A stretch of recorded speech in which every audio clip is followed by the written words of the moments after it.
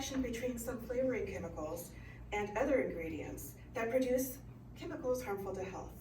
And this harmful interaction begins even before the liquid is heated. So this isn't just limited to e-cigarettes.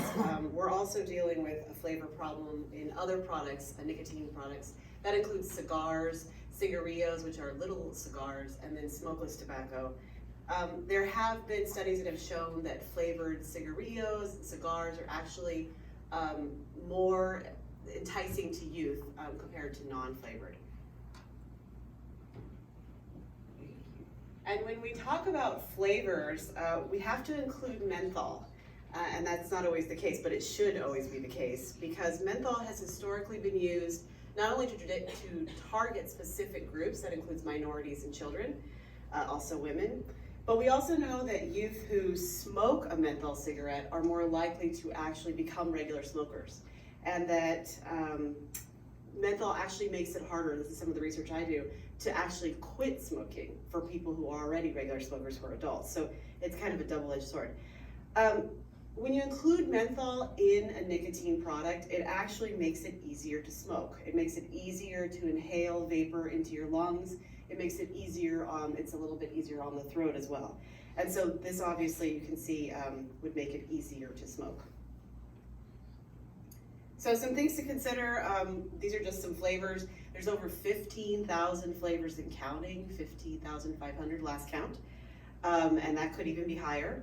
One of the researchers in our center found that actually there is some evidence to suggest that Juul, which has got the largest portion of the market share for e-cigarette flavors and e-cigarettes in general, might actually be cheaper on average than cigarettes, which is incredible. That's something that might make them interesting to youth as well.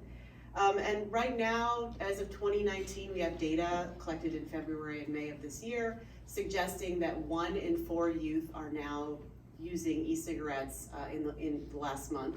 Last year it was 1 in 5, so it's still climbing. Finally, I'll say that most youth initiate any tobacco product, but e-cigarettes in general, with a flavor, and it's like the vast majority. You can see here that from a recent study in the Journal of the American Medical Association, or JAMA, that here are 3 different groups, 8th, 10th, and 12th grade, that flavors are really sort of the big thing. Fruit, mango, mint, menthol. You can see that classic tobacco is at the top, and clearly that is not a popular flavor.